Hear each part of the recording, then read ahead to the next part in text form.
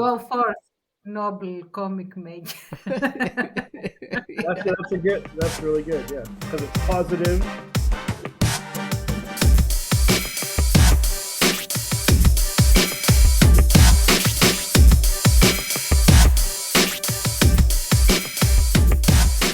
Hello and welcome to the Quackcast. This is the Drunkduck Quackcast with me, Ozone Ocean, and also Tance, and also Baines. Hello. Hello. Yeah.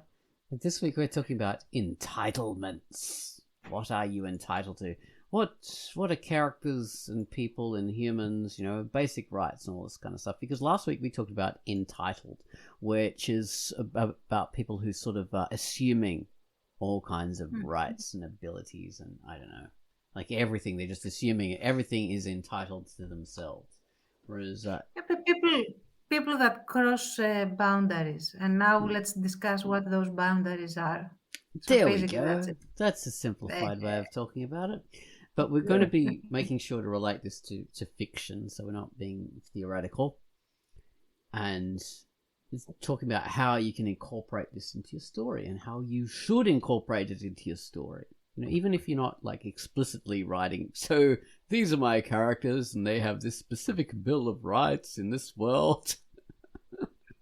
This was signed into being, in 1632, and this whatever. You don't have to go that far. You just have to sort of know what the basic rights of the characters are in order to have some kind of import when those rights get lost or transgressed or whatever. Yeah.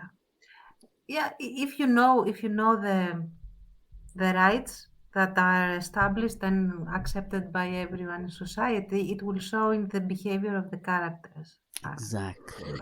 And this doesn't count just for fictional people, but also for real world people, because it's the same situation.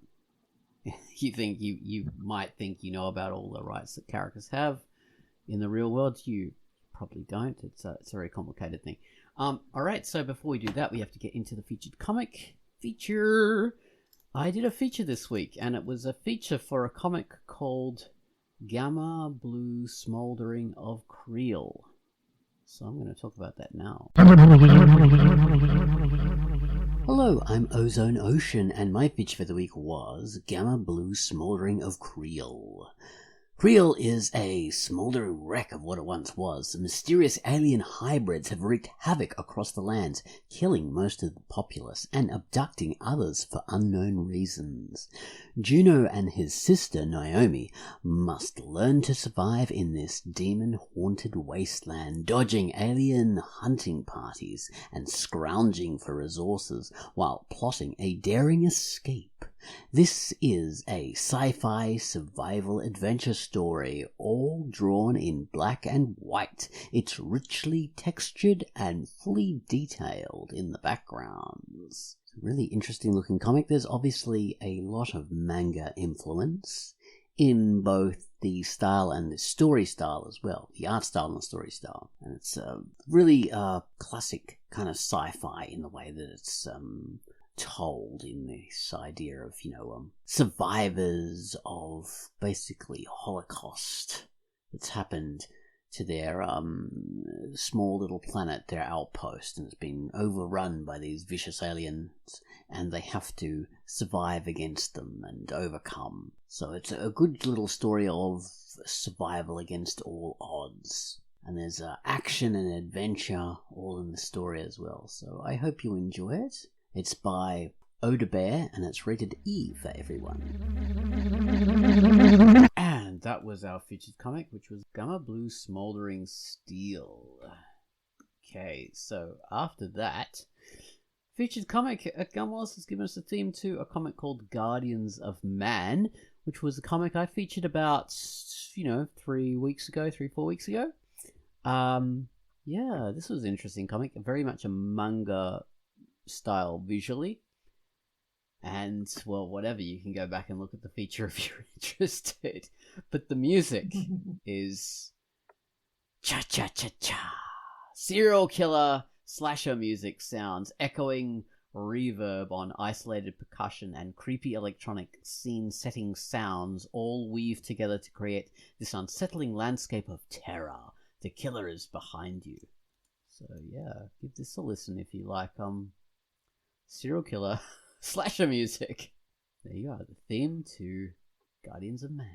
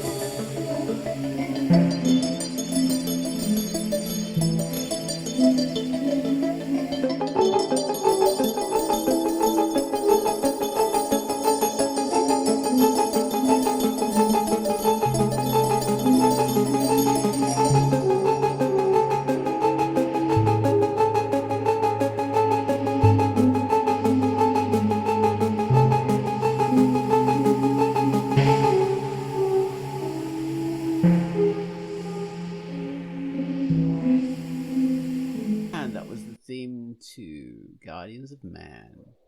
Alright, so, entitlements. So, as a member of the Dark, you have certain entitlements.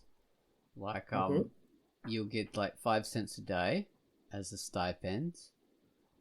And that goes up to 6 cents if you're an admin. So, we're a bit better than the other average person. Nice. And you get a free villa on the Caspian Sea. So, it's pretty cool. I don't know. Entitlements. Love it. Yeah. So, entitlements. This is something that, it's like the basic bedrock of any society or community.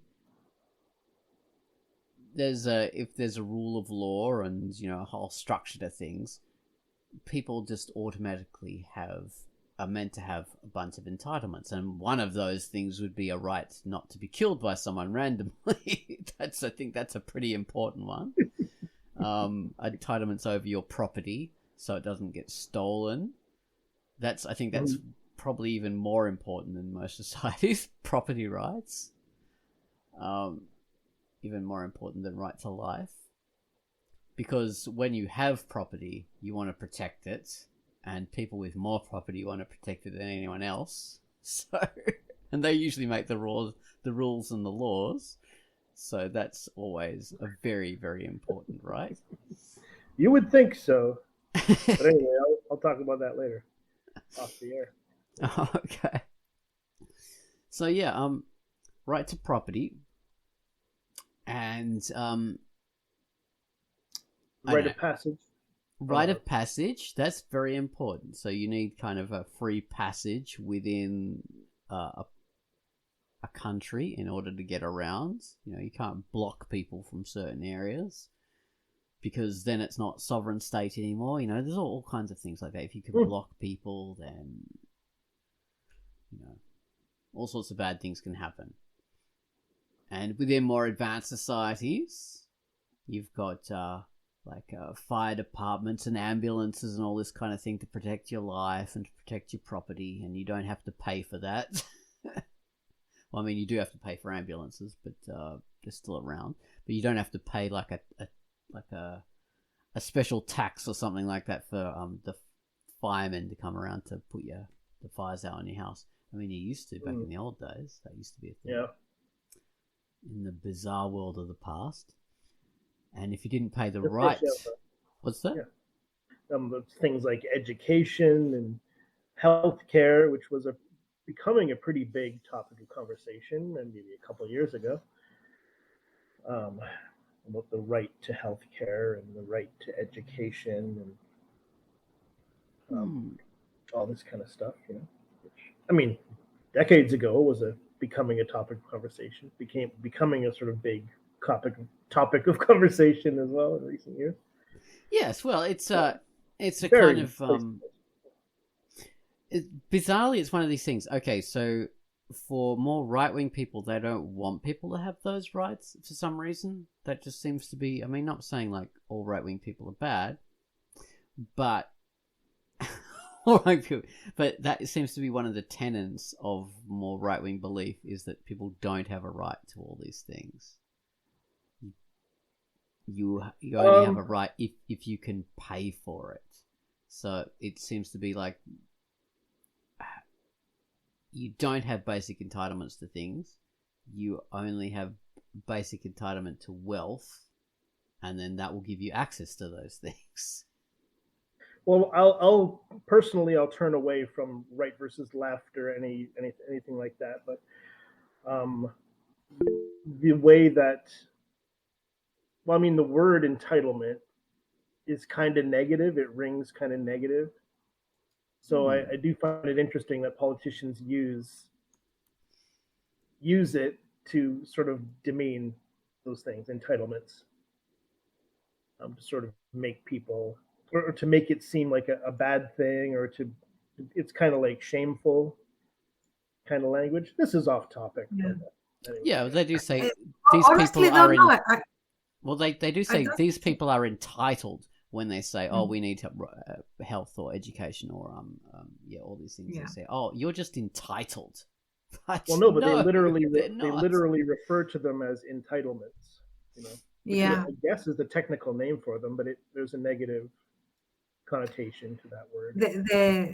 This is very much the thing that would do great for characterization as well, because the whole idea is that they shouldn't have to do their job, which is run the state. And why does the state exist?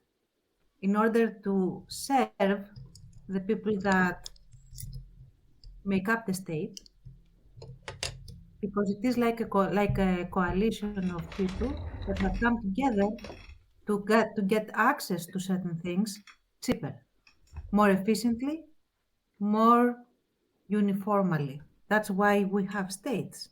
We didn't used to have states until very fairly recently.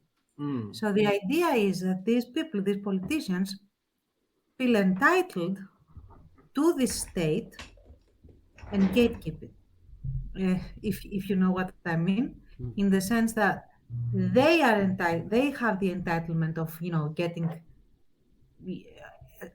a whole range of access to things that they shouldn't have, and in order to keep these things, they call actual entitlements as overbearing, unreasonable demands. So that's this pattern can be replicated in narratives in different situations. Doesn't need to be only politicians. It could be between two friends, for example. Like one friend expects the other to be present for everything, to offer support, to carpool, to you name it. But when it comes for the reverse, they say like, why are you so entitled? Why do you demand my presence every day? That sort of thing. So that plays very much into an audience's experiences, because we have all had the same, like different, these same experiences with different people. So you will get high engagement as well when your characters get into situations like this, even if the situations are fantastical and not necessarily pedestrian. So, Makes them more relatable. yeah, exactly. I mean, I love that idea of that's conflict too, right? Like the sort of Yeah, yeah.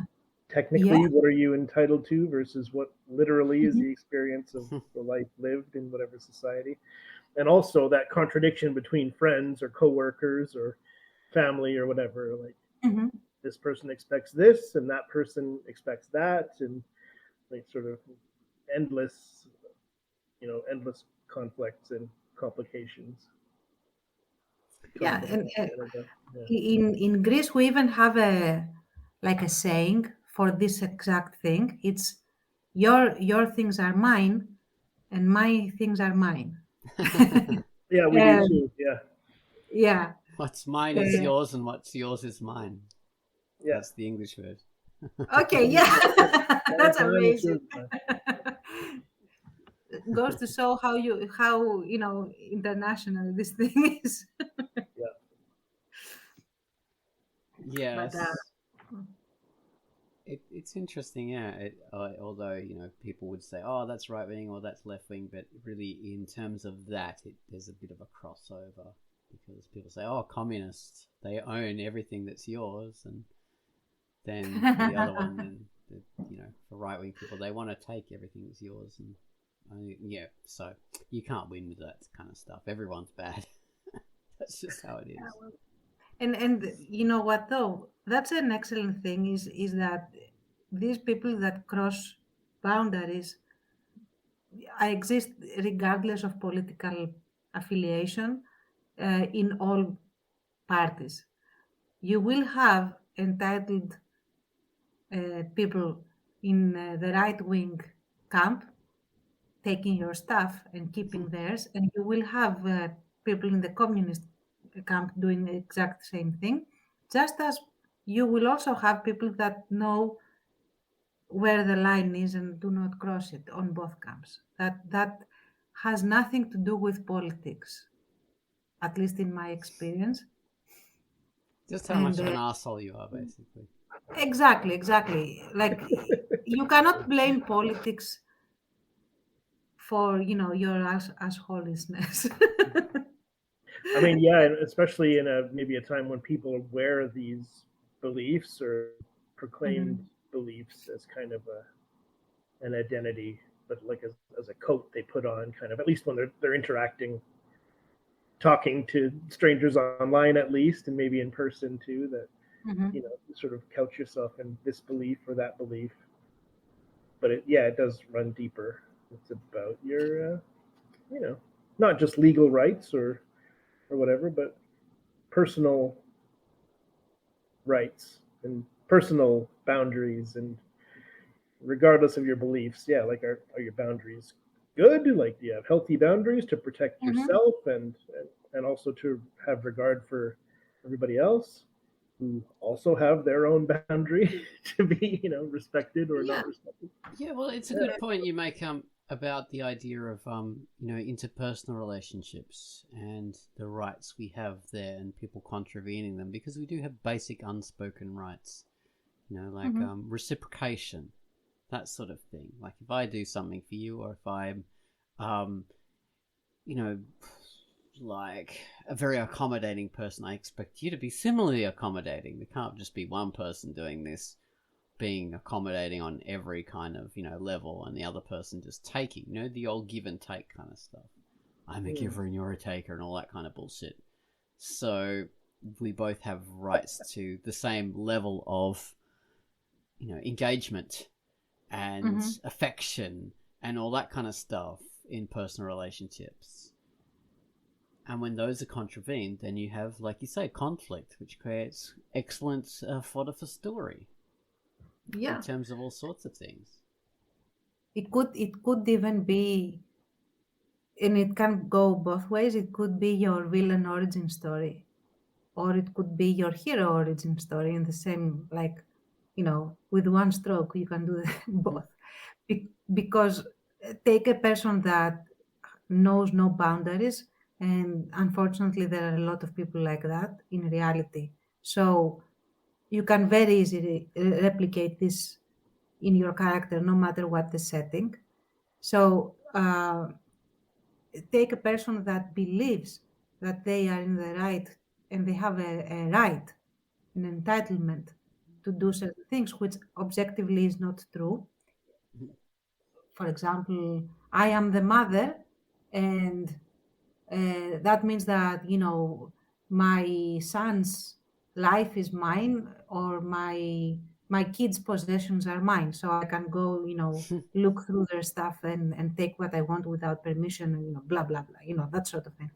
And then you have the other person that is trying to set up the boundary, and you're going to have this conflict, and that can escalate very, very quickly to extremely dramatic things, and that also happens in real life. I have seen it happen at the office and in the wild.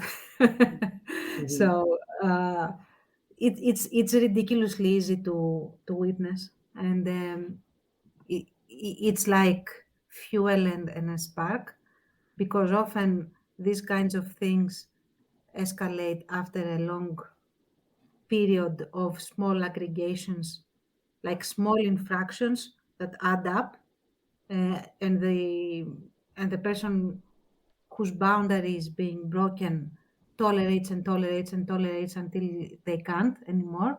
But by then, they have taught the entitled person that this is how things should be. So when they are trying to stop the behavior, now the victim becomes the unreasonable one, the crazy one. Like, what got into you?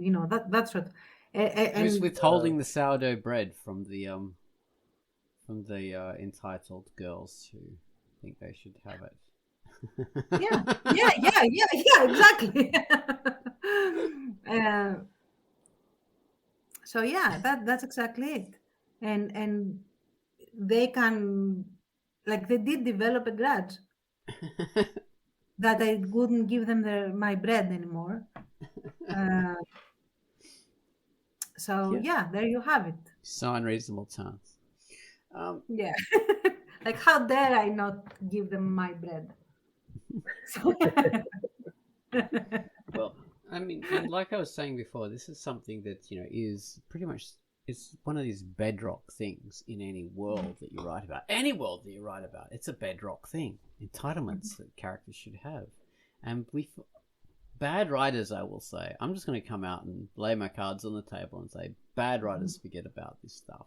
They really do.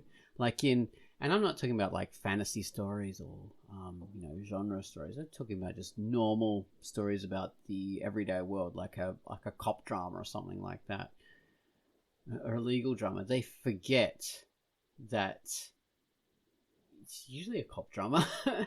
They forget that people have just entitlements to various things, and so the world doesn't really make sense, and the interactions between characters don't make sense, and the situations seem off and weird, like in action films as well. It just seems really weird, and things are a bit skew-iff, and as a viewer, when you're watching this, it doesn't ring true, and things just don't seem to work properly, because the writers, like children, are thinking they're creating this world from nothing.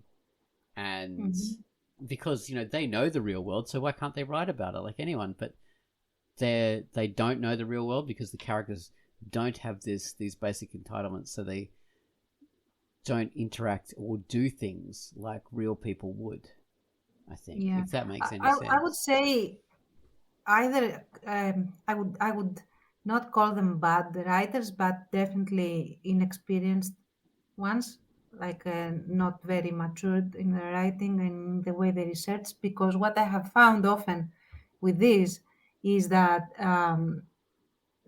either they don't know how due process works and they have not bothered to research it, like how would you go about an investigation without infringing on people's rights, or if you do infringe on people's rights, what is the backlash from that? Because there is a backlash from that. and it is very much like a cowboy guy that we know he's the hero, we know he's right, so he Mhm. can burst down a door and just Yeah. you know drive in the house with his car or something like that, Yes. and nobody will bat an eyelid, that sort of thing. um, Exactly, Tans. Precisely. yeah, I think that is just like you haven't done your research, or you are very young and you are just going on a ride in this story, which is fine. We have all done this. Mhm. uh, on the other hand, though, if you set it up right, like take for example Judge Dredd, where you have a legal setup that would not fly in our society. I Hmm. hope, because lately I'm starting to have doubts. Mhm. But uh, let's say technically, officially, typically, it would not fly. You could not have a cop be also the judge and the executioner. You could not have basically hit squads of cops that go in and raid an apartment building and kill willy nilly and everything is fine. Oh, you're Uh, talking you about know, the Keith Urban film. yeah, because that's the one I have seen. Like I have read a few of the comics, but yeah, that's what came to mind right now. And also, I bet that more people will have seen that. um, so, yeah. However, the setting is such, and the way that people react to it is such that it can be sold as being the legit situation of that world. Like these are the entitlements of enforcement, of official state enforcement. And these are the issues that everyone else is dealing with, and they try to work around that. So you can set up a world that has different rights available Different to its rights, people. yeah. But there will still be rights. I mean, even in Judge Dredd, civilians do have certain rights, and there are repercussions when these rights are breached, so on and so forth. And you can see that happen, or it feels like there would be. If you can sell that, then you can create your other like setting of arrangements and entitlements and stuff. Like you can, and that could be anything. It could be super dystopian, or it could be uh, a suggestion on how to build a better society. I'm thinking of Golden 2 by Skinner, if anyone has read it, Yeah. um, which is, for me, it's nightmarish. But some people really like it enough that they try to actually apply the the set of rules of that society, Okay. um, and so on and so forth. You do need, however, to establish the rights as being there, accepted by everyone as something that should be, whether those rights are infringed upon or not. And then you can have your story and fly with it. And so we're not talking about like a world where like basic entitlements that people have will Mhm. always apply like automatically, like some god angel will come down and say you've contravened this person's rights, so these are the consequences you must face. Because obviously within societies there can be pockets of things where the rights get messed up all the time. Happens all the time, like Mhm. criminal communities and stuff like that, or just criminals in general. Their very existence is all about contravening rights, because if they didn't do that, they wouldn't be criminals, would they? So, but the thing is, because there are entitlements in the world, eventually that does tend to catch up with them, because that's what makes them criminals, because they contravene those rights.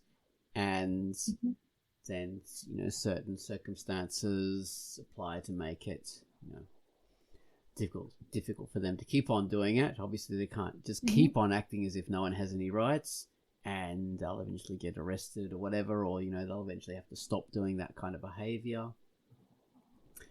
Even in wartime, was when we think, oh, in wartime, all kind of rights are like suspended for everyone, and it's just the Wild West and anything goes. And well, it's not really, because there'll always kind of be a bunch of rules that soldiers will have to follow, at least amongst themselves, even if they get suspended when they're dealing with the enemy.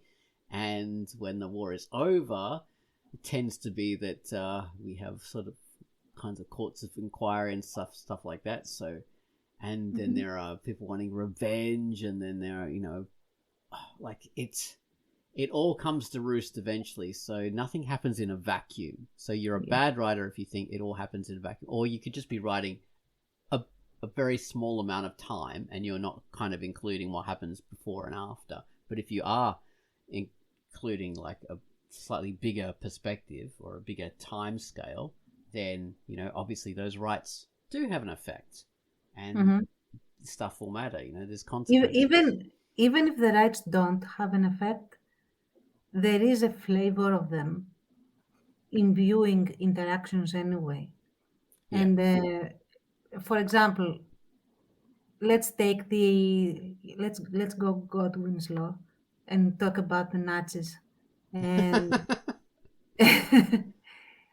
like they basically nixed some of the most basic inalienable rights for specific social and ethnic and racial groups. However, that doesn't mean that they didn't know they were doing something that was not acceptable by society, which is why they took great pains to conceal certain things, even before they knew that they were going to lose the war. So you had, I think it was Goebbels, but don't quote me on that. I think when he was asked about the concentration camps, he said, "We never did that. If we did that, I would know about it because I am blah blah blah." The idea is though that he didn't have the guts to admit, yes, we are sending people to concentration camps and basically slaughtering them by the thousands, and that's what we're doing because that's our law, right? He didn't do that. Why? Because the overarching right of do not massively kill people is a thing, and they were still bound by it, even though they made laws to unbind themselves from it. And forget the Nazis now, and let's go to the democratic civilized society, in the sense that everything is done in the name of democracy, even when certain things are actually quite totalitarian in nature, like by definition, rather totalitarian. Like, for example, take the existence of riot police at all. Like the idea of schooling people, like training people to disperse demonstrations. Demonstrating is a democratic right, like peacefully demonstrating, and part of the training is not to disperse the violent demonstration, but to disperse the peaceful ones. So this is done in the name of democracy. And what are they being trained to do? To deny a certain democratic right in the name of democracy.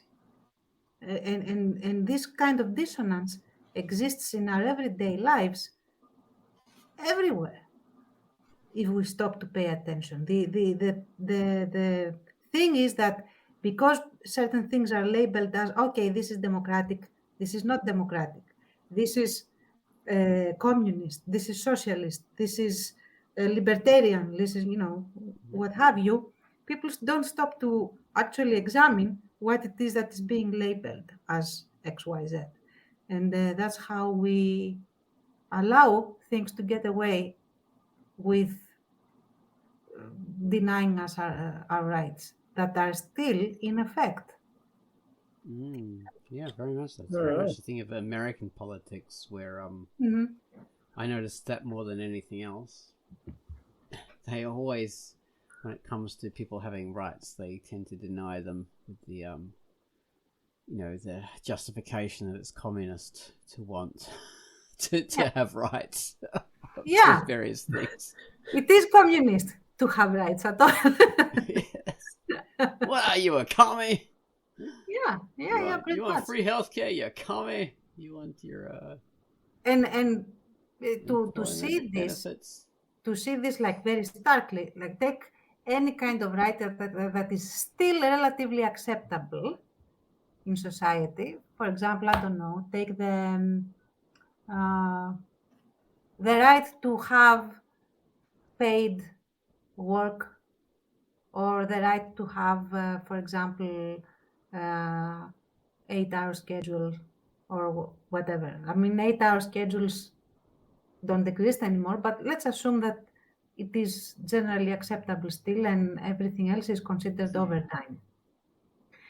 If you go back to the time where this was not a thing and there were a lot of protests and demonstrations and struggles to get this thing established, and you go to the newspapers of the time, you will see a rhetoric of, communists are wanting, to kill Mm. industries, and they are coming for your families and they are going to eat your children and stuff like that. So it's amazing, right? Same for the female vote, like the suffrage of women. Again, Yes. communists, dirty communists are coming for your families and they are going to make your wives into beasts that corrupt your children, and she will never make you breakfast again, my man. So honestly, I'm just paraphrasing. I was reading such um, titles the other day. So Oh yeah. mhm. Yes, these ideas exist in the world. Yeah. Well, yeah, taking it back to writing and stories again. Now, did I mention this in the Quackcast? Yeah, I know I mentioned this in the bloody the video we did, the Patreon video where we're working it out, the behind the scenes stuff that people can watch us figure out. So a very important, very kind of affecting thing is when we have rights taken away, because they're not thought about normally, like our normal rights to do various things. We just don't think about what we are entitled to most of the time.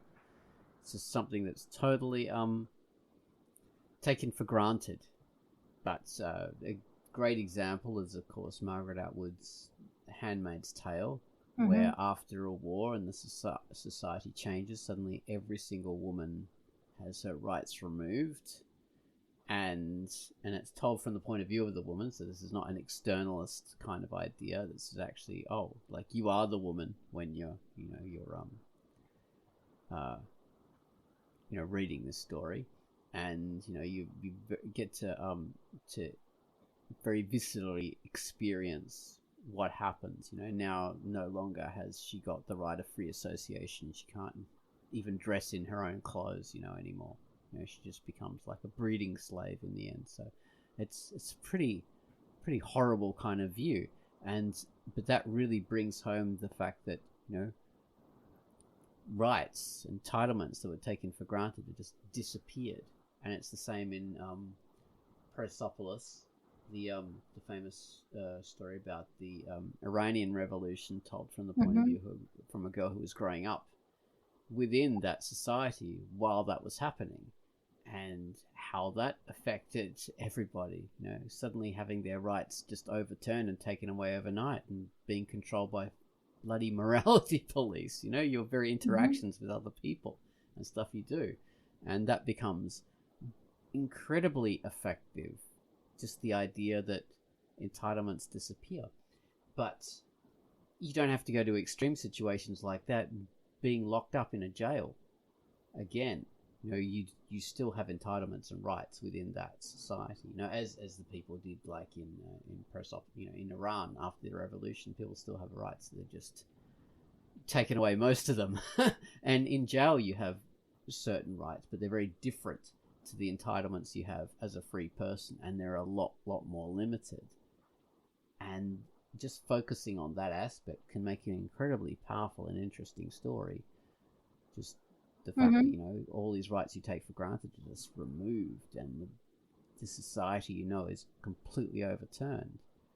And it can be horrifying, really. Could be even just a technically little thing, like, for example, for some reason in your story, in your world, suddenly a certain class of people are denied having reading glasses. Like, nobody is allowed glasses anymore. They are the thing of the devil, and we break all glasses, all spectacles, anything that is a lens, magnifying glass, microscope, anything goes to the trash pile, and we set fire to it, and nobody has it anymore. Imagine the sheer domino effect of that. How everyone would be affected by simply relying only on natural vision, and how good your vision is in the first place. Being unable to see certain things, like no binoculars, no sunglasses, of course, like nothing that has a lens. Lenses are illegal, so now they are contraband. Now the one that has it has to conceal having it, so you have to be very careful in case you accidentally reveal having it. Like, you cannot reveal that you can read small print, for example, or things like that. But what happens if there is small print where something in small print your rights are being spelled out, but nobody can read it, so everyone can trample on it, but you can read it, and you can tell them that this small print says X, Y, Z thing. But if you do that, you will reveal that you do in fact still possess spectacles. So see, it's just a simple. We change nothing else. Just that people cannot use glasses. Yeah, it builds up a whole world around this, the idea of rights. Well, and there have been a lot of stories along those themes in Fahrenheit 451, I think. Yeah. I haven't read it. So, Well, I haven't either. I've seen the film. That's the famous, I think, Ray Bradbury story about a world where books are banned. And all books, if they're discovered, are burned, and these people called firemen, they go into a house and take all the books out and burn them. And I think in the beginning of the story, there's a person who can't stand the idea that you know, their books are being taken away, so they run into the fire themselves and they get burned to death. So it's a very affecting sort of thing. So in that world, the permanent knowledge is seen as being evil and subversive, and only the impermanent and the now is important. So the past is something that it gets wiped away. That allows the ruling classes to stay in power, because no one can really remember, or no one can transfer on the knowledge of the past and all this kind of stuff. But we have a group of subversive terrorists who become human books, and they remember, and so there's an oral transfer of knowledge, and that's what they do, and it's a very affecting story, and it's quite true. Like in this world of Fahrenheit 451, we have like everyone has to have a TV in their house, and the TV is huge. It takes up a whole wall, and it's always on, and people's greatest goal is to be on TV. And you think, oh, okay, that's about today. That's our world. Yes, uncomfortably close to. Yeah. And anyone who remembers the past, or you know, talks about books that are seen as being, you know, quite evil and subversive, and that's a thing again today, because whenever someone brings up old books and stuff, we'll go, "Oh no, that's not acceptable. We should cancel that. That's bad." Or rewrite certain things to pretend that they never existed in XYZ form. Yes, it's freaking insane. It Yeah. reminds me of the old Chinese. In Chinese history, it was very much the same. When they had a new emperor coming into power, one of the first things they would do is destroy all the scrolls and the histories, Mm-hmm. and to pretend, this regime always existed. We've existed like thousands of years, and we're the most important, greatest regime ever because they destroyed all the records of the past. So there's no one to contravene Yeah. that. And another thing, like exactly, and I think that like I really want to bring it a little around to what are the rights that at least should permeate uh, human existence, or I mean, at least social existence. Let's put it that way. And I would say that the chart of human rights that we have today has a pretty efficient codification of at least the concepts, because there are a lot of problems with if anyone has bothered to read the Bill of Rights, the like for example the European Bill of Rights and stuff like that. They have a lot of things that are extremely alarming, and a tale for another day. um, Beyond that, though, beyond the specifications, the minute definitions in the very, very fine print that nobody takes a moment to read, um, like the big letters, do offer a great framework of what is and should be the package of rights that every one of us should have. And if you read that, you will see that, a lot of those things are communist, that sort of thing. And when I say, of course, they are not communist. These are basic rights that you can have in any political system if people are interested to actually build a healthy society. And I wanted to just put that out there. But if you take that Bill of Rights, you can play with it in your narrative, because if you tweak it and you negate a few, you already have your friction set in the story, or like in the setting. The setting itself will create friction because people do need these rights. People need education. Children need protection. People need to feel safe that they are not going to be killed with impunity, and what have you. I mean, I mentioned just a few examples. So if you have a situation where killing is legal, anyone can kill you, and everything is fine, you have a collapse of society, basically. Who is going to trust anyone? Ever. Yeah. So if you have a society where children are just commodities and you can do whatever you want with them, whether you are their parent or someone else, collapse of society again. Just consider it. The idea that if your child leaves your eyesight, you may never see your child again, and it's illegal. You can do This nothing. You can society do. probably wouldn't last very long. Oh Yeah, wow, yeah, that's a Just end. crazy setting, a fictional setting though for a exactly. story. Yeah, amazing.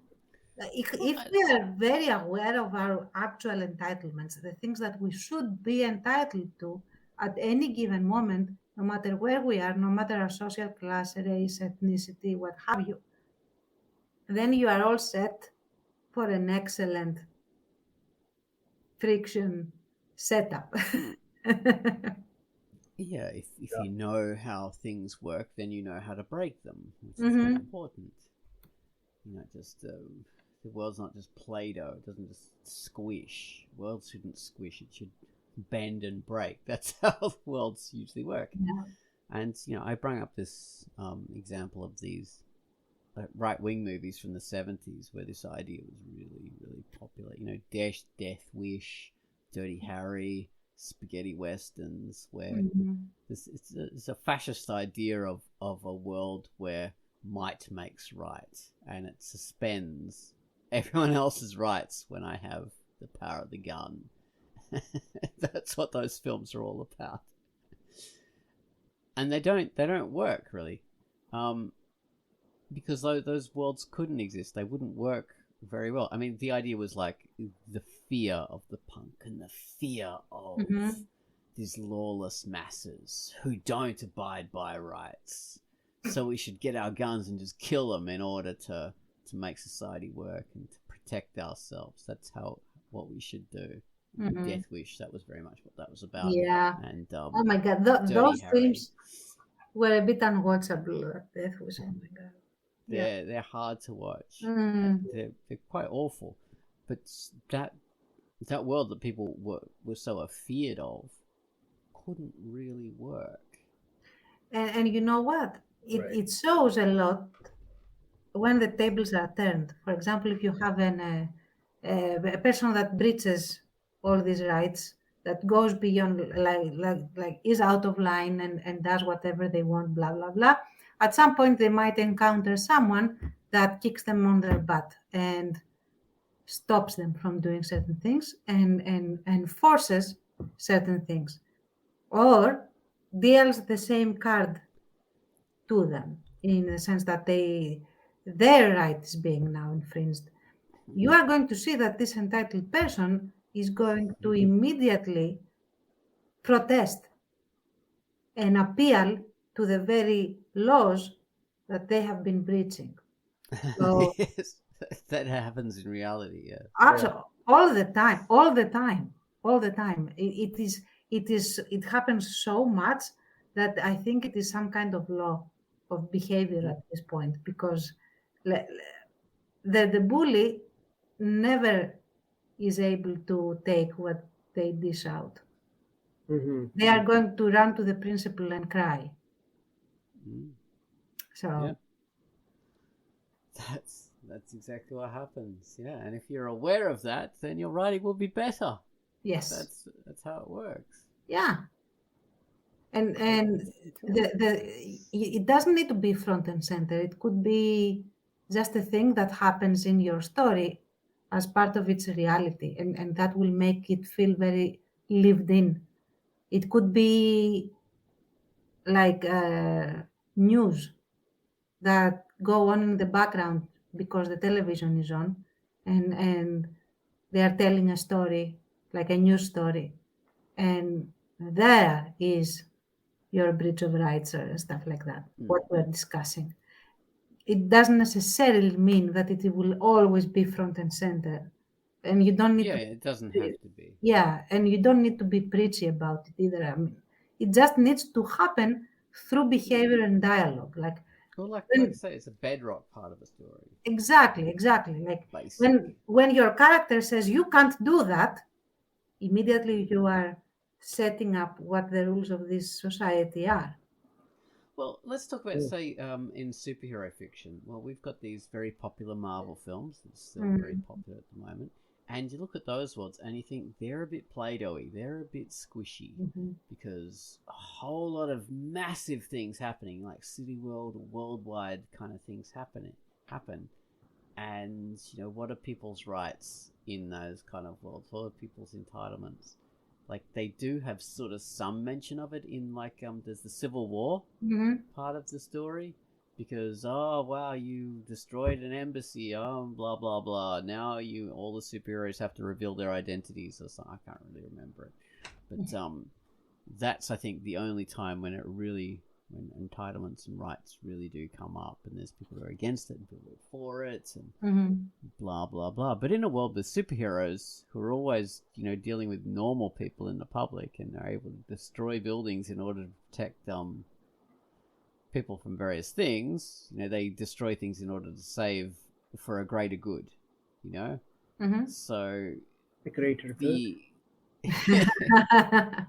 The thing is, but the idea of rights would be very important in that world, wouldn't it? Yeah. However, at the same time, though, you have a world where you have superheroes, right? Unless there is some kind of starting event that spawns the first superheroes fairly recently, it is safe to assume that you have biology that has been spawning these superheroes for at least a few centuries. Right. So if we take evolution, so you would have normally, I mean, this society normally should have legislation in place for superheroes and ways to enforce it. Yes, it should have been factored in millennia Yeah, you would ago. have to. Yeah. Yeah, It it's should be for in example, their you know Bible in what? that world. One of the simplest things, flying superheroes. We have problems with drones right now. Imagine having a superhero that can circumnavigate the globe in I don't know how many seconds, right? And how Yeah. disruptive that would be for freaking planes. And that, like you I'm say, not. that in the way they create these Marvel heroes, you know, first heroes were really in the 1940s, and then they backdate it to, oh no, but this hero has been around since, you know, these Eternals. They were around since the beginning of human civilization. So they've always been heroes. They could always run as fast as light. They could always at the same time, let's assume that they spawn now out of nothing for whatever reason. I don't care. So if we take, let's see, we have a paradigm for this and how society would react to it. First of all, it would panic. And I'm not talking about people running in the streets and screaming and stuff like that.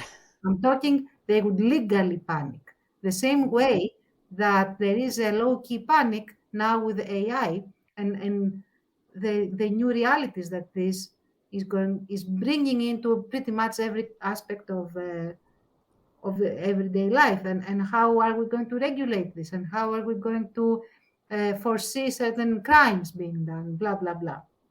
So imagine having superheroes that just spawn or arrive from I don't know Andromeda or whatever. So the idea would be that you would have lawyers throwing a fit for years at all times, and that wouldn't just be to poke fun and point and laugh at the nerds. It would be a very real ramification of everyday life, because imagine how much they would want to understand if you are a superhero with your everyday persona or not, so that they can let you into a bank or into a casino, for example. Like the society would screech to a halt until they can figure out how to move forward with superheroes. As simple as that. Yes. Right. Yeah. Yes. Very, very important. Well, we are coming to the end of the podcast now. Google has given us certain rights and entitlements, and entitles us to an hour of free talking with a bunch of people. So we may as well conform to that. But we have agreed to it, so we have to. Yes, I mean we can extend things by pausing and then starting to record again once we renew a call. But I think we've we've tackled this subject in a really interesting way. I like the way we finished it off. Like it too, yeah. Yeah. Bloody well right. So, go forth with your rights. You gotta fight. All right. Thanks for listening to Quackcast number 631. Thank you. Bye-bye. Thank you. Oh, and always remember,